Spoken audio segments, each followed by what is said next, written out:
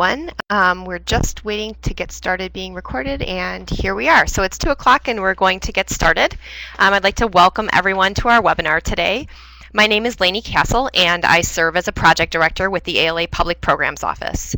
I have the good fortune of overseeing the Bridging Cultures Muslim Journeys bookshelf here at ALA, and I would like to thank you for joining us for the session today. Our webinar is going to focus on preparing for and responding effectively to intellectual freedom challenges, and will also explore some best practices for implementing successful Muslim Journeys programs, keeping public discussions productive, civil, and on track. Our goal is to encourage and support all of you in bringing this extremely important but clearly sensitive programming content to your communities in a way that will best support positive engagement and growth. This session is co-presented by programminglibrarian.org, a resource website of the ALA Public Programs Office, and ALA's Office for Intellectual Freedom. And as most of you know, the Muslim Journeys Project is part of the National Endowment for the Humanities Bridging Cultures Initiative, which is conducted in cooperation with ALA, with major funding from the Carnegie Corporation of New York and the Doris Duke Foundation for Islamic Art. ALA is extremely grateful to NEH for developing and supporting Muslim Journeys, as well as for their ongoing, extremely generous support of libraries. Before we get started, I'd like to set out some basic information about communication in the online classroom. First, please do not use the instant message feature to pose technical questions. If you are experiencing technical difficulties, you should send a private chat to our technical expert, Angela Hanshaw. You can just mouse over her name at the left of your screen and select Start Private Chat, and she should be able to help you. Next, we will have a Q&A period after the main presentation. In order to keep the program on track, we ask that you save your questions for the presenters until the end. Martin will have a few questions that he poses during his presentation, and please feel free to respond to those via chat as they come up. And finally, if you experience technical difficulties during the session, don't worry, because the complete presentation is being recorded and will be freely available for download starting tomorrow. For those of you who may be joining us just for general information, who are not involved in the Muslim Journeys initiative, you can find out more about the program online at programminglibrarian.org/Muslim Journeys. Now I'd like to introduce our presenters. First, we're going to hear from Martin Garnar, Chair of the ALA Committee on Professional Ethics. Martin works as a reference librarian at Regis University in Denver, and also serves as a faculty member there teaching professional principles and ethics. He holds an MA in history from the State University of New York at Binghamton and an MLIS from the University of Denver. Martin has been a valued advisor and speaker on IF issues related to the Muslim Journeys Project, and we're very lucky to have him with us today. After Martin's presentation, we are going to hear from Leslie Williams, Head of Adult Public Services at the Evanston Public Library in Illinois. Leslie is the project director for a Let's Talk About It Muslim Journeys grant at her library, and she also has extensive experience offering public programs on controversial topics. She is the co-chair of the Education and Advocacy Committee of Interfaith Action of Evanston. Leslie holds an MLIS from the University of Michigan. She has been a fantastic resource for others involved in this initiative and for ALA and NEH staff as well, and thank you to Leslie for being with us today. After we hear from Martin and Leslie, we're going to open up for Q&A. In the event that questions continue past our session end time of 3 p.m. Central, we will be happy to keep the classroom open for interested parties until everyone's concerns have been addressed. And as I mentioned, the recording will be available early next week. So without further ado, I will hand the microphone over to Martin. All right, Lainey, thank you for that introduction. I hope everyone can hear me. If you cannot, I'll just watch for the chat there to see if there are any problems. Like most of you, my library is also a recipient of the Muslim Journeys grant, and we've been having a great time with the programming. When we first got news of the concerns raised by some opponents of this program, I contacted my university administration to let them know we might get requests to add additional books on Christianity to our collection. As we are a Catholic university, we agreed we were probably okay at this point. This is where you can laugh now in the chat. This is what I love about webinars, seeing all of your smiling faces in this. So what we're going to do, thank you, Melissa. We are going to go through some scenarios that are based on a little bit of reality at this point to see how we might respond to them. We're going to talk about some resources from the American Library Association that can help you respond as issues come up. And then we will take some time to look at questions that you might have right now. As Lainey said, we will have a Q&A period at the end, but as questions bubble up, I'm going to do my best to keep my eye on the chat and see what's going on there. So when it comes to dealing with difficult situations, one of the best ways that we have found in the intellectual freedom world to prepare for them is to just immerse yourself in a potential scenario and see what it looks like at all, and talk through potential responses. So what we've got first is this scenario: a woman who comes to the desk with one of your Muslim journey books and says, "We don't have any Muslims in this area. Why did you spend my tax dollars on this stuff?" So what I'd like you to do is think about this. And as you come up with responses, please type them into the chat. We're going to have a few of these that we're going to go through and see what sort of questions you come up.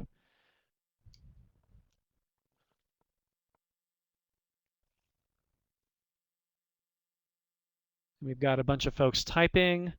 Tell her it's a grant. Patty, that's a great point. So yes, in fact, for the Muslim Journeys books, they were a grant, though, and there was some coordination coming from NEH, so there might be a little bit of sophistry there about keeping the tax dollars out. But you can say with a straight face and honestly that we do need to be aware this came from private money. So we've got from Caitlin Miller, it's an educational selection for the education of everyone about different cultures. Yes, library's job is to be aware of different cultures, of global issues. And to point out that as Beth said, yes, we may have Muslims in our community.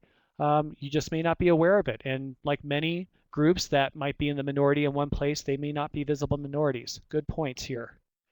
Again, a call to learn for all cultures. We like this.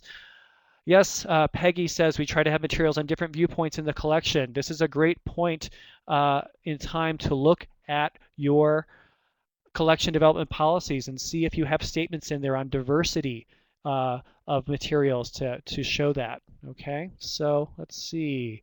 Yes, again, Michelle showing that we've got a job to share information. Education is one of our roles. Again, the private funding does help. And Judith, actually, that's really a good point. Even if we don't have any Muslims in our area, and again, we don't know that for sure, it's important to learn about the world. That's why we have libraries in the first place. And Beth, I think that's a really good point, trying to humanize a group where there's been a lot of information about Muslims of a certain type, but it's just a small part of the world, so we need to see everything that's out there. Could I say more about the public money as opposed to tax dollars? So yes, the money that actually paid for the materials that we all received did come from a grant. And of course, ALA being a private association, any of their coordination work is fine. But with NEH being involved, of course, NEH is tax funded. So any involvement from NEH, you could say there was some tax support, but really the materials were not purchased with any grant money, and any of the tax dollars that support NEH salaries would have come from some federal. So no local money was spent on that. And as you can see, Lainey is going to point everyone to a document that gives the funding out, the details. But the true answer is we've got, this was a grant-funded opportunity that we took advantage of. And this is a time to also jump in and say, you know what?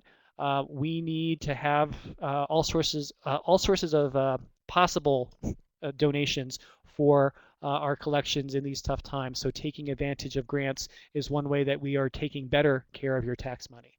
Okay, there's that link there. So I see a few more folks are typing, but I'm going to move on to the next scenario, and we'll see what else. Some of these may still apply. They're all going to be related to this. Will I be addressing the article in today's Chronicle of Higher Ed? Yeah, we'll talk about that a little bit, some of the responses we've gotten. Thanks, Felice. Okay, next scenario. A man brandishing one of your Muslim Journeys event posters storms into your office and says, "You're promoting a religion. That's a violation of the separation of church and state." How do we respond?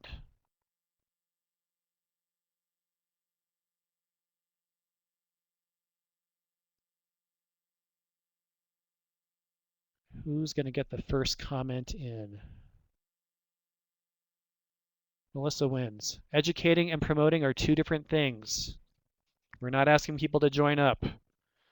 Beth's making a good point. If you're looking at the range of materials provided through the grant, there are different categories, the 5 different areas. And so we've got literature, we have novels, we have some nonfiction books, but we're not giving out copies of the Quran. Yes, Judy, we are promoting information about the culture. It's about the culture. I think you would probably agree that there might be a little bit of a conflating Islam as a religion with culture from the Islamic world. Um, it is a distinction, and we may some people may have a trouble seeing that, but it's important to point out that it's not just we're looking at the entire world. We're looking at how this world was also influenced by a religion. You could look at the impact of Christianity on Europe and see where that is. Oh, and Carol said you were actually in this situation and you went with the education route. Carol, can you tell us what the response was to your defense of this? Yes, and Judith, as you're pointing out, it is an opportunity to educate people about what this what that phrase church and state really means. Okay, Kathy is asking, is it ever a good idea to ask more about why they seem angry? Do we let them say their piece to vent and then say a calm response? You know what? That's a really good point. And when you're dealing with challenges for any material, much of the time you're just waiting to be, you just need to give them a chance to be heard. People want to know that we care about their opinions.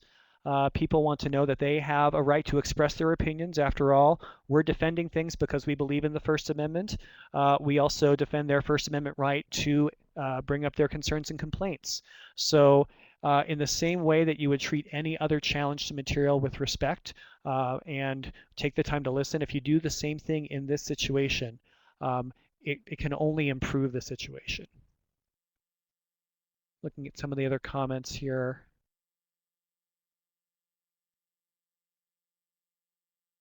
And yes, so this is looking at ways that the library can promote this is looking at all the programming efforts can be good. So, and it is important to understand that we are going to get questions about why are you looking at just this one? Well, we've got grant money to do this. Do we also have resources in our collections where we could do some other things? So Carol's still typing about that. I'll let those comments come on through. We're going to move on to the third scenario. Woman walks up to your desk with 25 books on Christianity. She says that her church would like to donate them so that they can balance out the Muslim books from your grant. What's your response? And this is based on real life. We know that these requests have been made.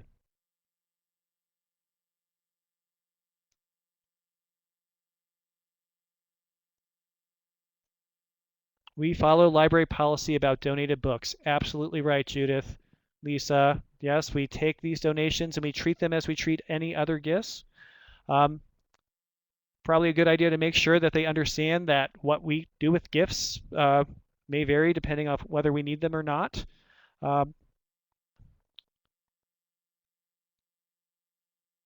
And Patty, I think that's right. Focus on the positive. Thank you for adding these options to our collections. I think it would also be interesting.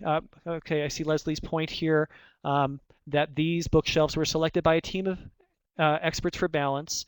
I think that that's good for us to know, and I think if people have general questions about the collection, we might want to be careful not to imply that the person who has given you the 25 books is not an expert.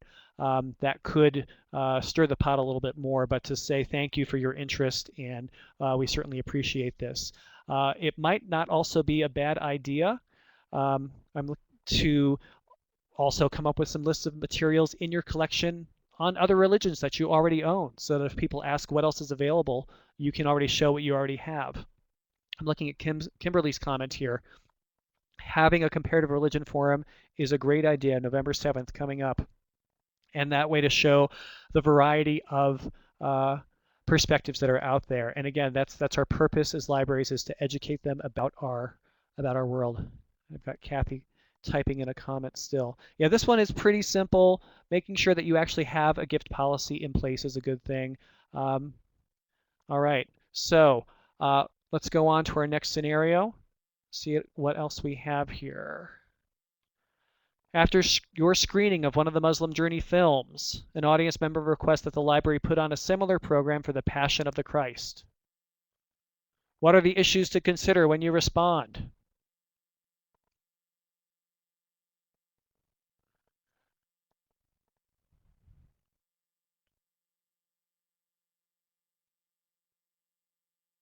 So Kathy, you're saying why not we put on that program? That's cost of the performance rights would be one issue. So it might be, and as Beth points out, if we do have the performance rights, for Disney films. So once Disney comes up with their version of The Passion of the Christ, then maybe we could show that at Diane's library. April taking in the suggestion, a good idea. And it might be a good option to say, well, this did come with the special rights, even it's not really funding, it's more the special rights to show these. Could you look into other options and see what's available and what you could afford? Certainly you could do that. I think Patty's approach of saying, yes, I'll take it into consideration, but don't commit. Say, that's a great idea.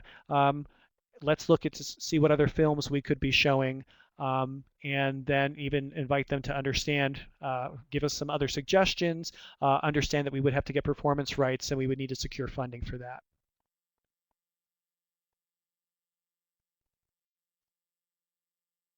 Right, so people should be copying and pasting some requests like Kathy's response and share that. And Robin, looking at your collection, seeing what you already have and what else you could already show right now. These are all good.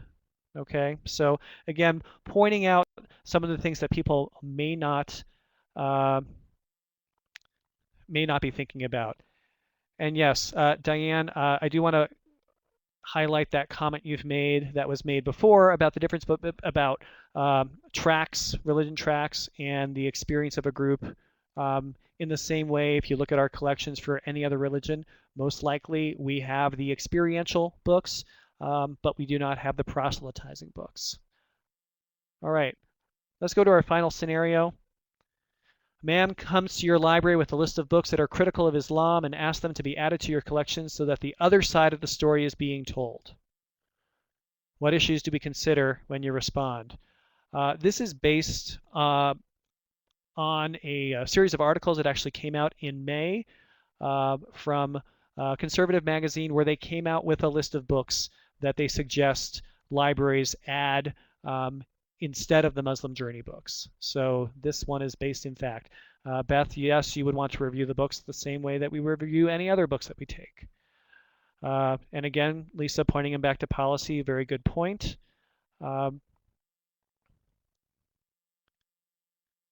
And yes, we would have to see if we have those books were not fanatical but based on the truth.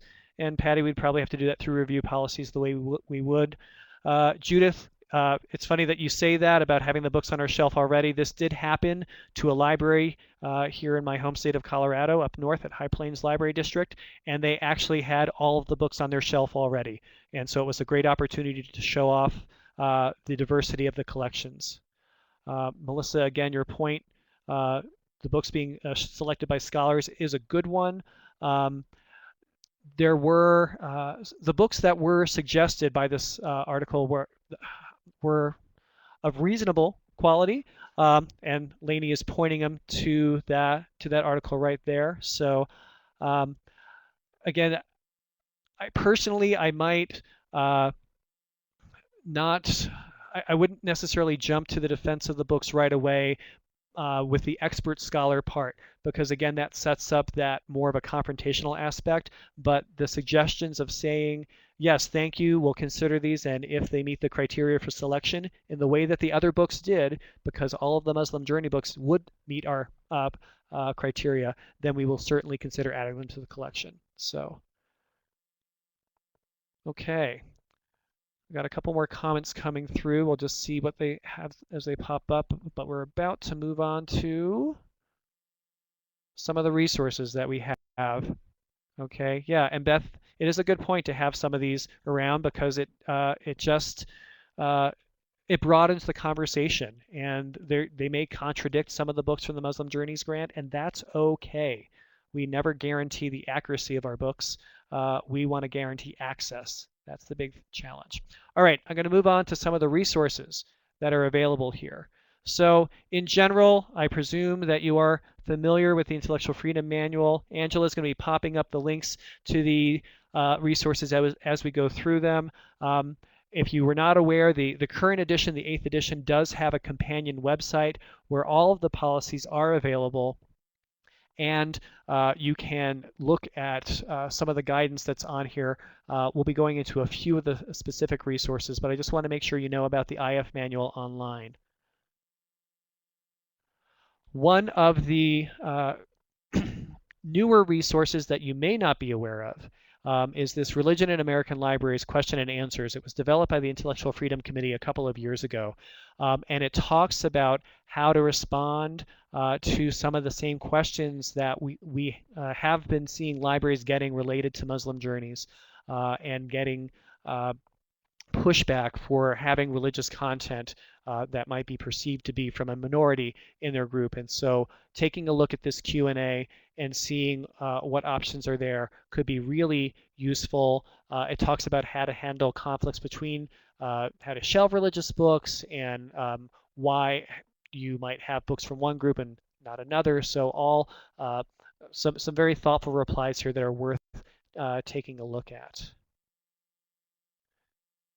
Next, oh, Beth, I'm glad this is helpful for you. Good. Next, a policy statement that you would want to be aware of is the diversity of collection development.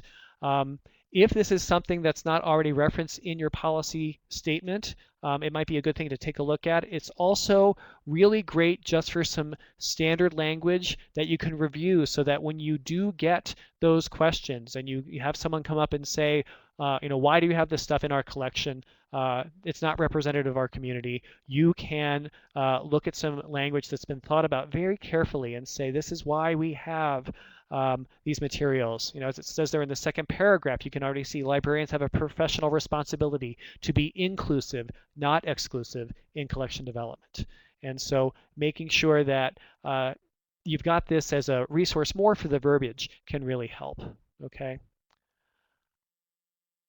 Also, we've got the public library collection development policies. This has got some sample policies, and also it might not be a bad idea to review this to see if your policy is up to snuff. I don't know if any of you are like me, but completely overworked and overwhelmed, and you have your policies and you make them and then you put them aside and you don't always keep them fresh. And so this is a great opportunity to look at your policies, whether it's collection development, whether it's how you respond to challenges, whether it's the gift policy, and make sure that things are ready to go, that you are that all of your staff are ready to respond, that your frontline staff, especially if they might be getting questions, know how to find the policies so that it's not just you as the grant writer or as the director or whatever position that you're in, that you have your entire staff be prepared. I don't want to say on alert. I don't want to make people scared, but to be prepared to respond to these. Okay. Finally, we've got the complaints for how to handle complaints with the media. This well, this is complaints first. Apologize. And this is a lot of what we've already talked about in terms of listening to your patrons, letting them say their piece, having them follow the same procedures that you would for any other complaints about library services or resources. But just this is this is something else to give to your frontline staff to walk through and just acknowledge the rights of the user in this case and the best way to respond. Now, this is the part about responding to the media, crisis communications with the media. This is from the ALA Privacy Toolkit. Um, and Beth, I'll come back and talk to your question in just a minute, okay?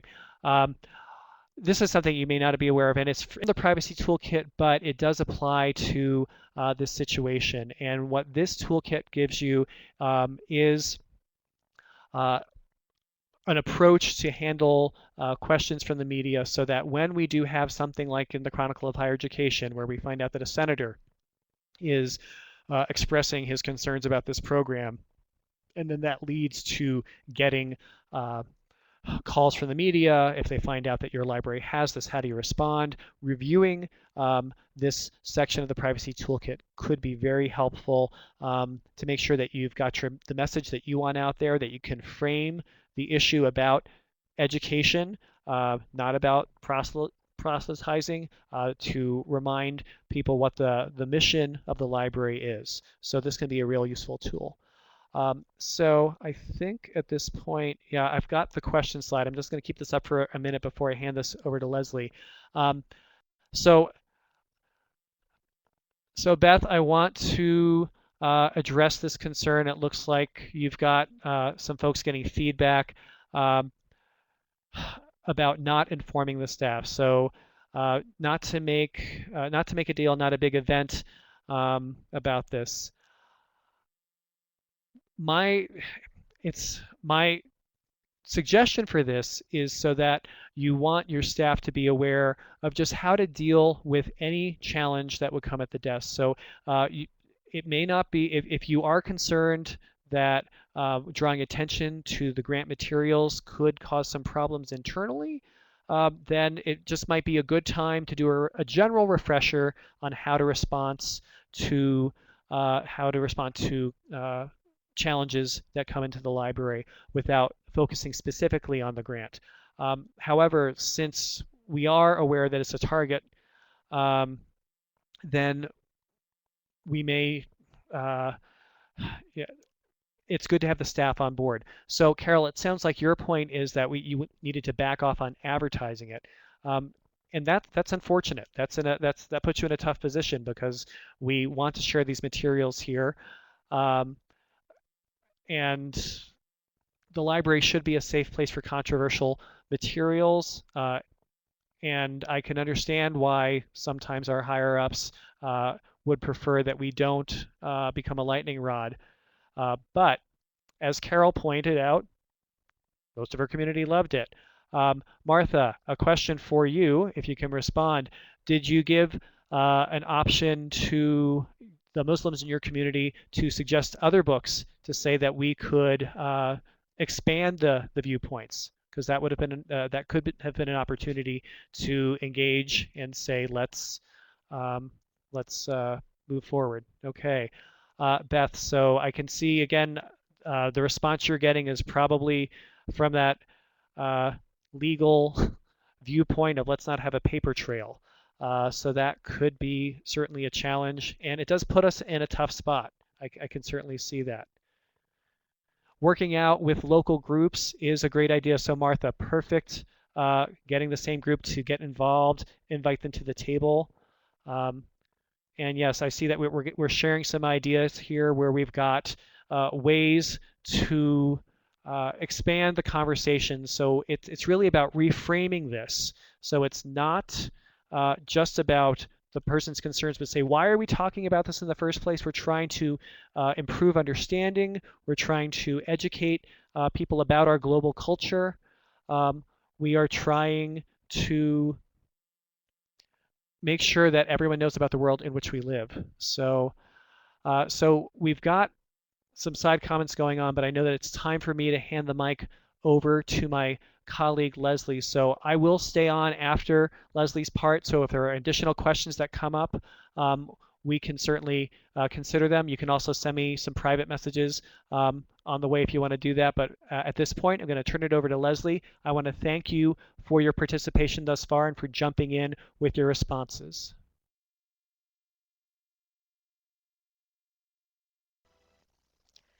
Okay, can everyone hear me?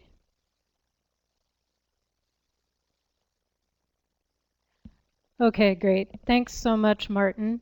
I'm going to give a slightly different take on this. I'm going to go back and talk about some similar programs that I've been doing over the past several years that I think kind of help prepare me for the Muslim Journeys project.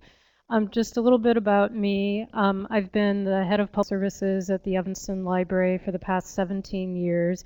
And we have a fairly diverse community. We have Northwestern University in our backyard. Our population is rich, poor, very well educated, not so well educated, good mix of African American, Asian, Hispanic, Jewish. So it's really kind of the ideal community to do these sort of programs. But obviously, we have a lot of people who have very strong feelings about issues and who frequently disagree. So a few years ago, I was approached by the local Republican club about doing a series of informational programs on current topics. So they were interested in immigration, healthcare reform, school choice issues, and notably they were interested in Israeli-Palestinian issues. And at the same time, I was working with a local peace group that held almost diametrically opposed views on all of these same issues. And they also wanted to do some public programs. So I ended up going for about a year offering alternate programs sponsored by each group, which was a terrific learning experience.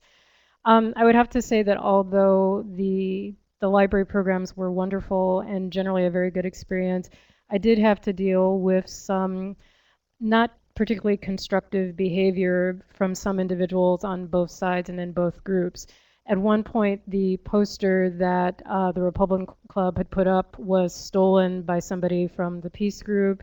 At another point, we had a kind of an organized group of people who were protesting the Israeli-Palestinian programs and who would come into the program with the intent of not letting the speakers speak. So that was something that I learned how to deal with really, really quickly. But I would also say that despite the controversy, despite some complaints and complaining letters, this generated so much positive publicity for the library. We got lots of really wonderful comments and letters from the public about, first of all, our courage in taking on this series. We really connected to a lot of people in the community that don't usually come into the library, and we weren't really seeing that much. So overall, I would say that this actually really improved public relations. And I noticed Carol's comment about how did you deal with people not allowing the speakers to talk, and I'm going to get to that in one of my next slides. But let me start with a few common faux pas that I think you may encounter. And this ties in with what Martin was just talking about publicizing the series.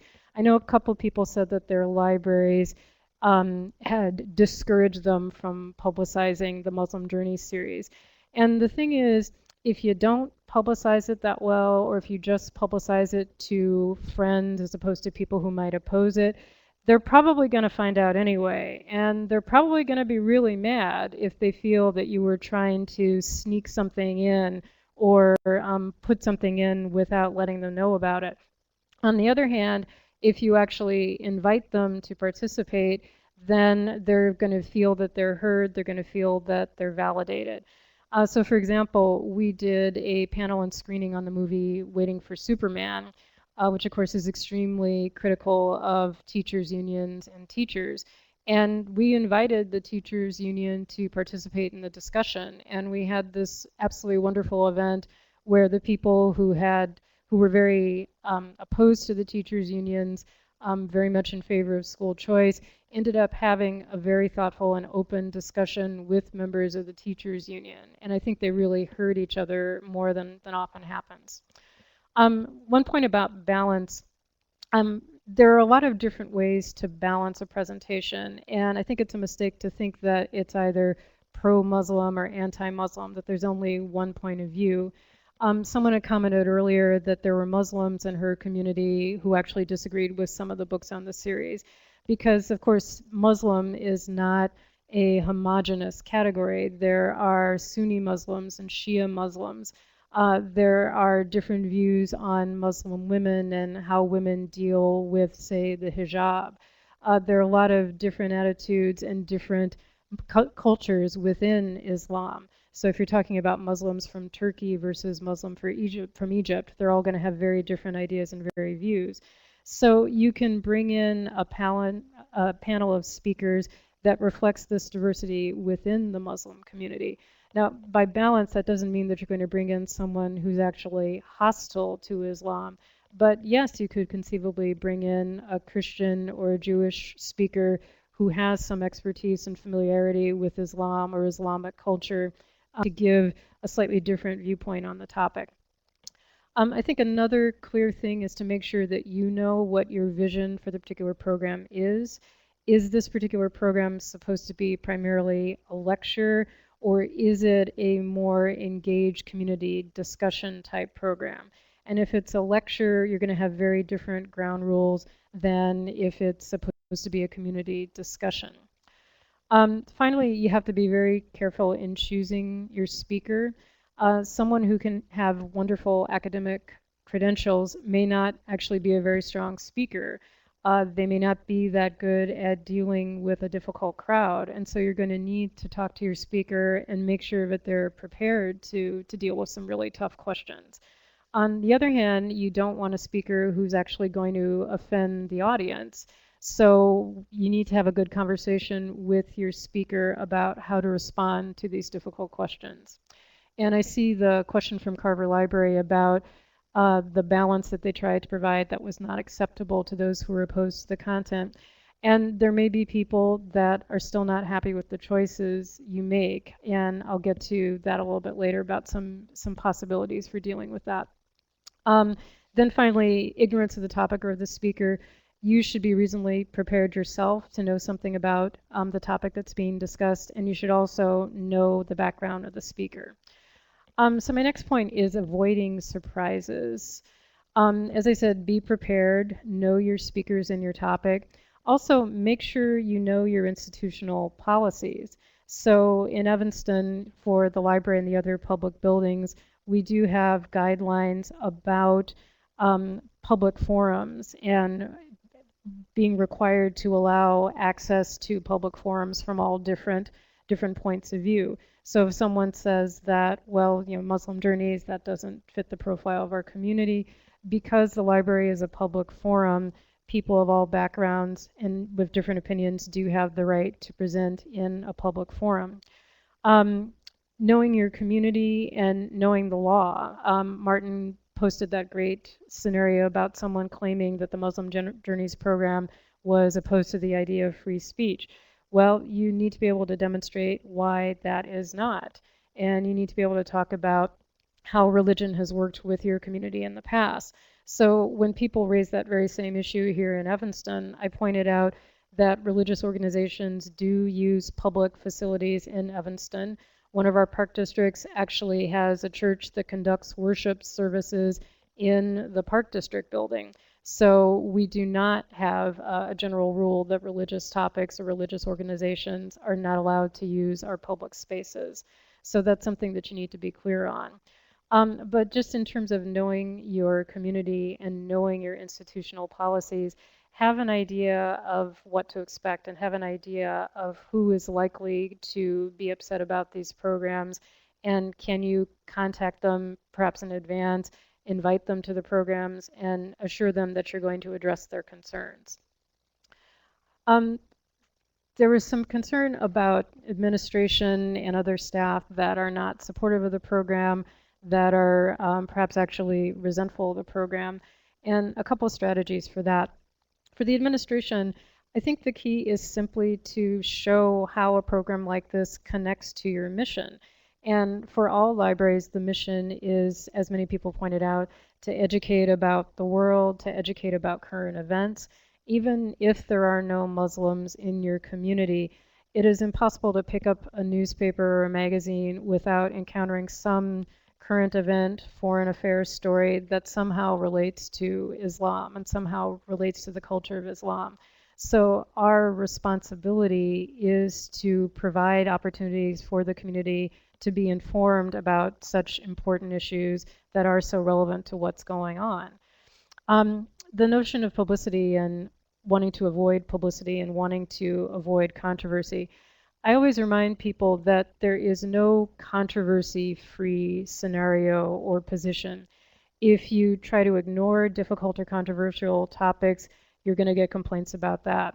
If you are seen as promoting only Islam, you may get complaints, but if you're seen as ignoring or refusing to do any programs about Islam, you may get complaints. So rather than try to avoid complaints, simply decide that you're going to stick with what fits your mission and then deal with the controversy and the complaints as it come in.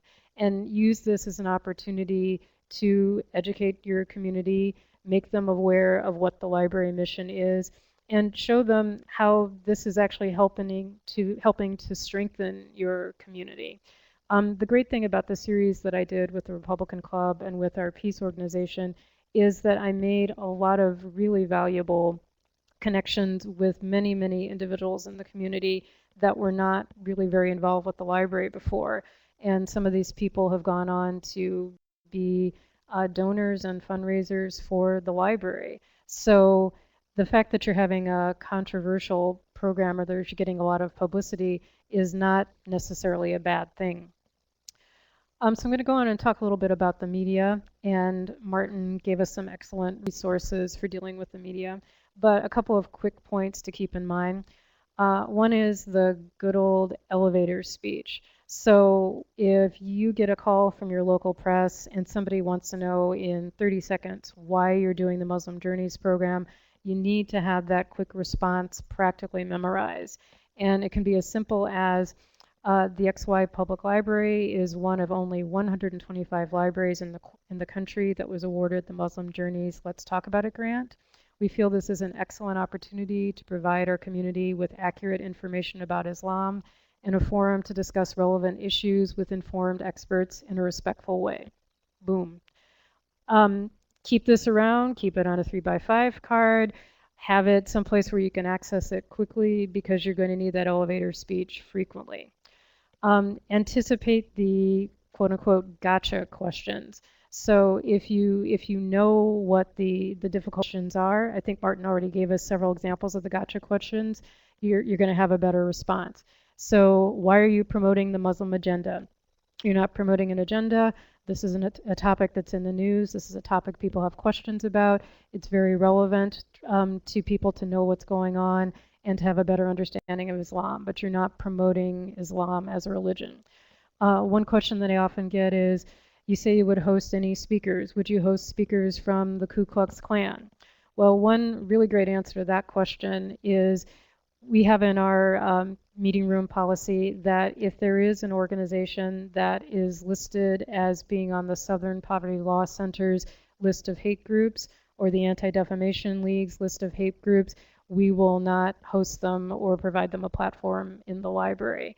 And that's a good way to sort of anticipate well, this group is a terrorist group or this group is a hate group.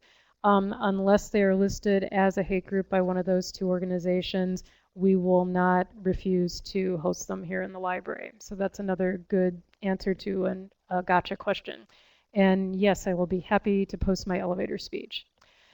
Stay on topic, stay on message. When you're talking with the media, you will frequently find that they intentionally try to kind of derail you and make you talk about what they want to talk about. So make sure that whatever you are asked, you continue to say what it is that you want to say. And as I said, have a little cheat sheet handy. So I am going to post my elevator speech here. I may have a typo in there. Let's see. There we go. Excuse the typos on that. So now getting into the actual conversations and how to handle the tough conversations. And a lot of this is acknowledging that this is difficult, acknowledging that there are very strong emotions involved. And don't try to shy away from that or try to avoid the difficult issues. Acknowledge the controversy when you're speaking to the group, when you're speaking to the media, and say it's because it's controversial that we feel this is important. It's because it's controversial that we feel it's necessary to talk about it in a respectful and informed forum. And don't expect miracles. You're not going to change everyone's mind overnight, and it's not necessarily the goal of goal is not necessarily to change people's minds. It's really to give people a chance to exchange ideas, get more information in a safe and respectful way. And my final point is respect. You're going to demand respect from your audience, from the speakers, that everyone involved should respect everyone else, regardless of their viewpoints. So working with your speakers. You obviously want to be able to introduce your panel, and I think it's important to try and humanize the speakers. So when you introduce them, highlight their background, their accomplishments, but also ask them if they maybe have some humanizing stories or anecdotes that kind of let the audience connect to them and see, you know, really these people are not that different from me. They may come from a different background, they may practice a different religion, but there's actually a lot we have in common, and try to emphasize this commonality. And some strategies for serving as a facilitator. Before I started doing these discussions at the library, I had no official facilitator training. I had never really done facilitation before, so this was all completely new to me. But I found some really good suggestions, and I'd like to share some of the things that have worked for me. Number one, at the beginning of the program, review your ground rules or your agreements for everybody who's participating. And a couple slides later, I'll have some specific ground rules for you to look at. Reviewing the ground rules, it's not necessarily going to prevent any problems, but a lot of the time, just saying what the ground rules are will help set the tone, and that may actually prevent some of your more difficult problems. But at least to review, to remind people we're all here to listen, we're all here to respect each other, that will go a long way towards avoiding some of the problems. This gets back to one of the questions someone asked earlier, controlling the microphone. When I have a feeling the program, a public program, is going to be difficult, I hold on to that microphone like I've got Gorilla Glue on it, for a couple of reasons.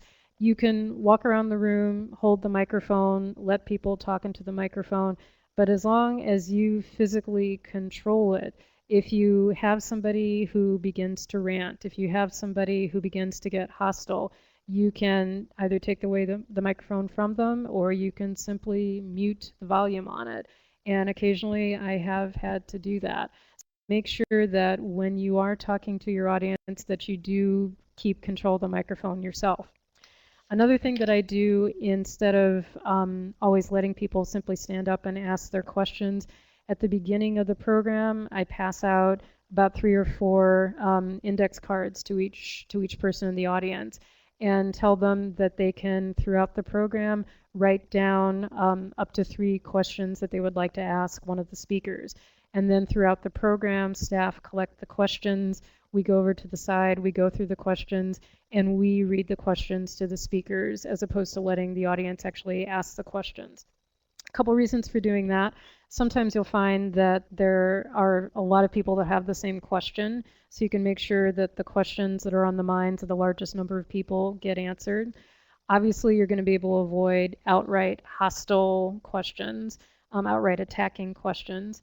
And it just means that you can kind of balance the different types of questions. So if you have questions from one point of view, you can sort of alternate those with questions coming from another point of view. The disadvantage, of course, is that it is going to slow down the spontaneity. But if you have an audience and you have a topic where you think there's a strong probability that there's going to be some unpleasant behavior, managing the questions in this way makes a big difference. And finally, you do have to resist the shout outs. There's no way that you can have a productive dialogue if you're allowing people to simply shout out comments without being recognized, or without really having sort of a positive orientation to the speaker. So I make it clear at the beginning that because once again, going back with the theme of respect, we hope that people will wait to be recognized before shouting out a question, and that I'm not going to pass the microphone to someone who simply shouts out. So getting back to the sample agreement, I'm basing my agreement on conversations that I've gotten from the Public Conversations Project. and that's a resource that's listed at the end of my slides. Excellent place to go to get guidelines on how to handle difficult public conversations on any topic. And this is one of their sample agreements for dialogue, that you speak only for yourself, not for your group. So in other words, instead of saying, well, as a Jewish Americans feel very threatened, you can gently remind the person that the person can speak for themselves. He or she, as a Jewish American, may feel very threatened, but he cannot claim to speak for Jewish Americans as a group. Basic rule of conversation: allow others to finish speaking. Ask questions to learn, not to convince others. So if you're asking a question, it's because you honestly want to hear the answer. It's not that you're asking a question to try to convince someone else to agree with you. Address people by the names and the terms they prefer. This can be a tricky one because, of course, not everyone in every group agrees to the same names and terms. But if there is a general overall accepted term for a particular group, or if there is a term that we know groups tend to not prefer, we would strongly encourage people to use the terms that are preferred. Avoid assigning beliefs or motives to others. This is a big one.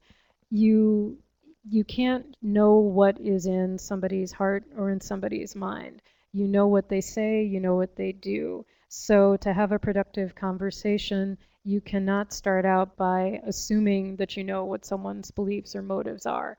And that's actually a good point of conversation, is to ask what someone believes their motives are in saying or doing something, but don't make assumptions about that. And finally, I think the single most important agreement is what's said in the room stays in the room.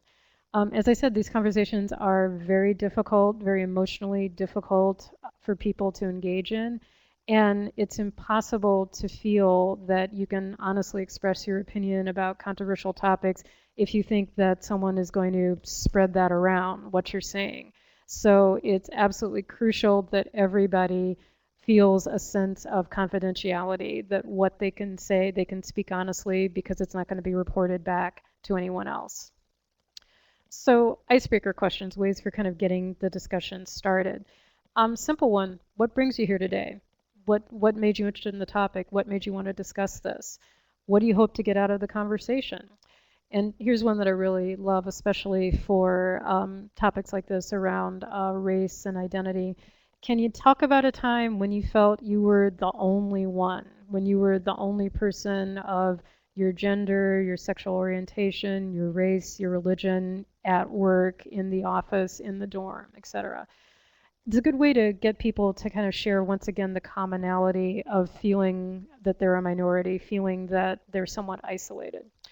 And what do you love best about this town, this college, this community? Once again, getting to the commonalities as opposed to stressing the differences. So some key phrases when the conversations get a little bit difficult. So very, very typical. Person raises their hand, starts talking, goes on and on and on for about 30 minutes, making a point. At some point, you need to cut in respectfully, and once again, it helps if you're controlling the microphone, and just say, excuse me, but do you have a specific question for one of our speakers? Just to remind people that it's not a forum for making a speech, but that you want to find out if they do actually have a question. Please don't generalize about any group. If someone makes a statement saying, it really bothers me when these people do this, once again, don't generalize. If you've heard from several people that seem to all be expressing the same view, simply say, that's interesting, does anyone have a different view?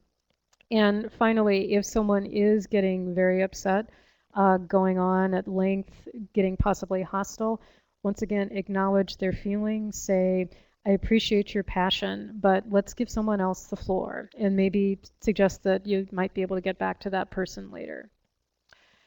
Safety, keeping everyone safe. I can honestly say that I have never actually been afraid or had a dangerous situation, but I have had some very emotionally charged situations. First of all, do not be at all afraid to actually hire security, whether it's your local police department or a private security firm. And if you do hire security, make sure that they are visible. One of the groups that I worked with, the peace group, was very opposed to having security because they felt that that was not in keeping with their values. But I explained to them that actually some of our speakers were not going to appear unless they knew that there was security, based on unpleasant experiences that they'd had at other locations. So we simply hire our own Evanston police officers for programs where we think there's going to be the possibility of trouble. They're stationed right at the door as people are coming in. They help me with greeting people, and they stand very visibly at the back of the room in uniform. And often simply seeing that there's security there will discourage a lot of unproductive behavior. Greet everyone at the door, shake their hands, make eye contact. It's a lot harder to be nasty to people when you've actually looked them in the eyes and shaken their hands. And simply the fact that you make that human connection with each person that comes in will do a lot to deter some unpleasant behavior. When you're speaking with someone who starts to get agitated and their voice starts to rise, obviously you speak calmly, but one trick that you may have learned, particularly if you've dealt with teenagers, is as their voice escalates, make your voice go lower, because then they have to listen to you, and then their voice is going to go lower. So the calmer you can speak and the more you can keep your voice down, the better you'll be able to control the conversation. And finally, getting back to the ground rules. You stated your expectations at the beginning and you enforce them. So just a couple of resources. The first one I mentioned is the Public Conversations Project. There's the website for it. 20,000 Dialogues, if you haven't seen that, it is similar to the Public Conversations Project, but it is exclusively about Islam. And their whole mission is to enable people to have productive conversations about Islam. Very similar to Dialogue Institute of the Southwest, an interfaith dialogue organization, also very interested in discussions on Islam. And finally, the Islam Project, which produced a film about Islam and the Muslim culture that was shown on PBS. And all of these have wonderful examples of conversation starters, icebreakers, agreements and ground rules, and also some interesting, useful background on Islam. So thanks very much, and I too can stick around for a while, and I'm happy to respond to comments. So I will go ahead and give the microphone back. Okay, thank you so much, Leslie, and thank you, Martin. You've both offered so many practical ideas and useful examples. I know a lot of the people here may want to access the content of your presentation. At the bottom left side of your screen, you can download the full PowerPoint. I think ALA Public Programs Office staff will also grab some of these resources and publish them on our website as well, and that is programminglibrarian.org/Muslim Journeys. I'd just like to remind you that we will be sending out an email in the next 24 hours, both with a link to the archived version as well as a link to a survey. We ask you to please take just a few minutes and share your feedback with us. That helps us plan for our future sessions and evaluate what we have done. Also, let me advance my slide here. If any of you are planning to attend the ALA Midwinter meeting this January in Philadelphia, if you would please consider volunteering to participate in a focus group for Muslim Journeys grantees that will be hosted by the NEH. Focus groups are going to be held on Saturday the 25th and Sunday the 26th. If you're able to participate, please send an email with your contact information to publicprograms@ala.org. And just to be clear, NEH is not offering financial support for attendance at the Midwinter meeting, so only those of you who are already planning to be there should respond. And now we are just right about at the end of our time, but for those available to stick around, Martin and Leslie have generously agreed to be available for a while. So we invite Q&A at this time. If you'd like to submit some questions via the chat box, we'll keep an eye on that and respond as necessary. Thank you.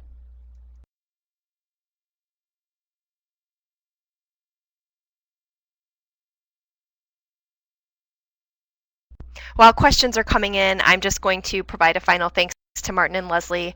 Thanks to the National Endowment for the Humanities for creating and funding this extremely important program. And of course, thanks to all of you for joining us today and for all the work that you're doing at your libraries relating to the Muslim Journeys initiative. We wish everyone a lot of success in your programming endeavors, and we hope that you will share your experiences with us, good or bad, in the days ahead. Please feel free to email them to me at lcastle@ala.org or to the Public Programs Office. The next slide has contact information for ALA PPO, for OIF in the event that you're facing any sort of challenge or issue that you need assistance with, and contact information for Martin and Leslie if you'd like to contact them after today's presentation for assistance. They have agreed to be available for that. So thanks to all.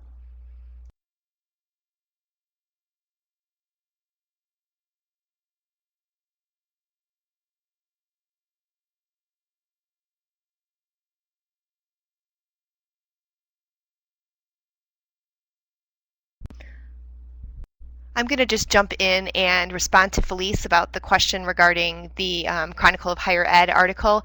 That inquiry from Senator Sessions has come in, and they do have some time to respond, but they are preparing the response working with ALA as we speak. And I'm sure that will be public, but we will also be sharing it with the discussion list for project directors involved in the Let's Talk About It phase of grant making. I'm sure that there will be ongoing media coverage about that, so we will keep everyone up to date.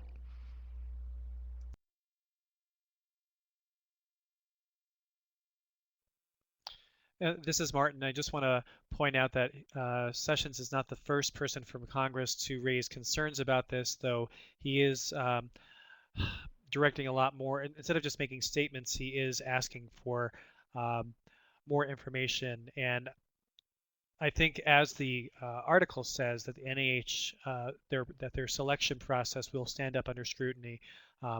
But even if it does, there's still going to be politicizing of this because politicians like to get mileage out of whatever they can.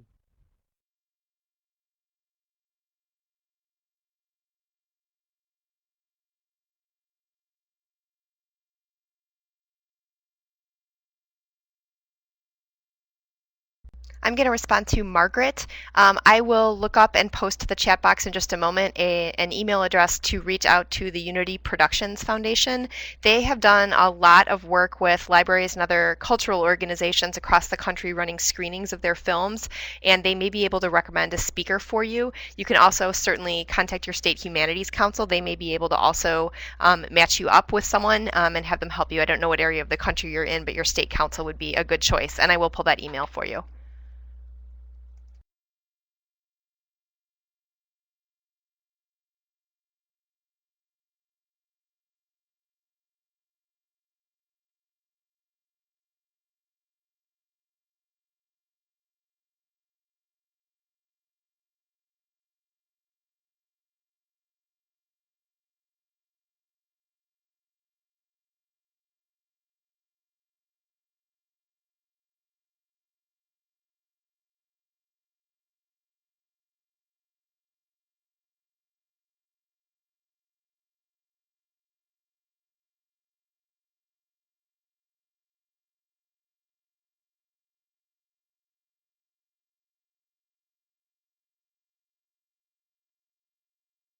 Respond to a question from Judith. You've had challenges to the bookshelf materials at your local school district. We definitely do want to know about those. The Public Programs Office, we are in regular contact with the NEH, and we are responding on, unfortunately, a very regular basis right now to inquiries from the media, and that sort of information is helpful to have. ALA's Office for Intellectual Freedom also likes to track challenges to materials in the work that they do, so they would also be a good group to contact about this, but feel free to direct everything to me and either copy oif@ala.org, or I will absolutely make them aware of any details that you provide to me. Thank you for asking that.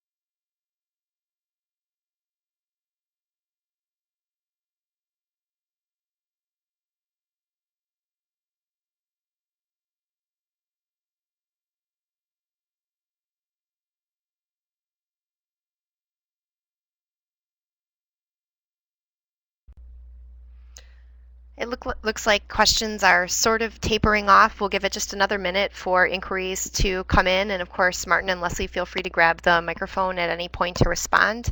So we'll just take one more minute and then close down the classroom if we don't have any other questions.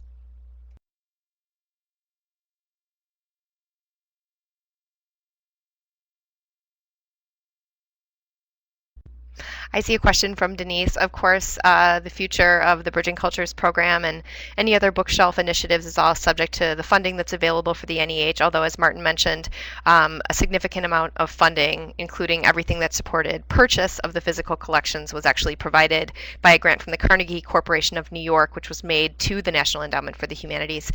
That's all dependent on funding.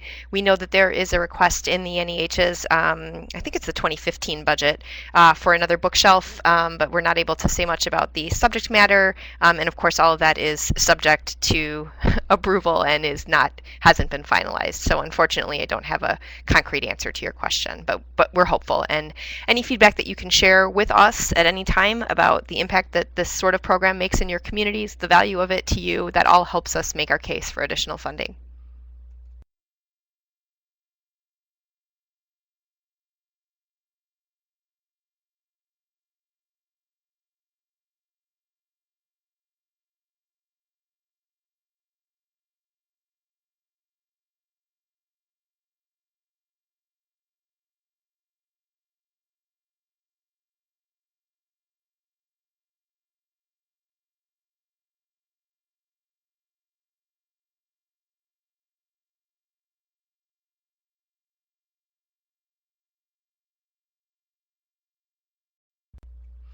I would like to jump in and just speak to Diane. If you do have those available and would like to make them available for sale, you can send a message to us and we can post it to either our Let's Talk About It general reading and discussion electronic list, and many people there may be interested. And if you are participating in the Let's Talk About It phase, which I think you are, you can also post those books, the availability of those books on that list, and you might find some takers for your collection.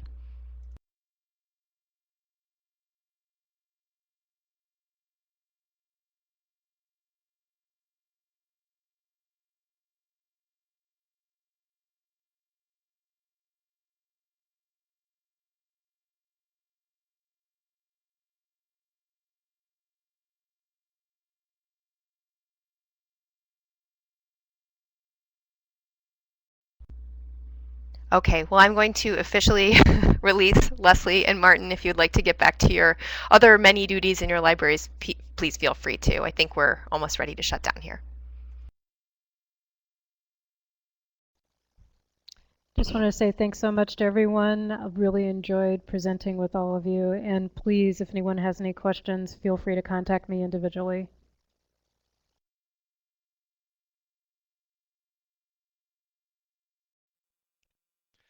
Likewise, this is Martin. Thanks again for your participation.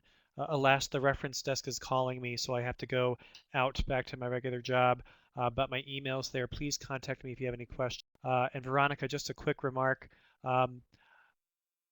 Universities especially are places for controversial topics, for exploring difficult ideas.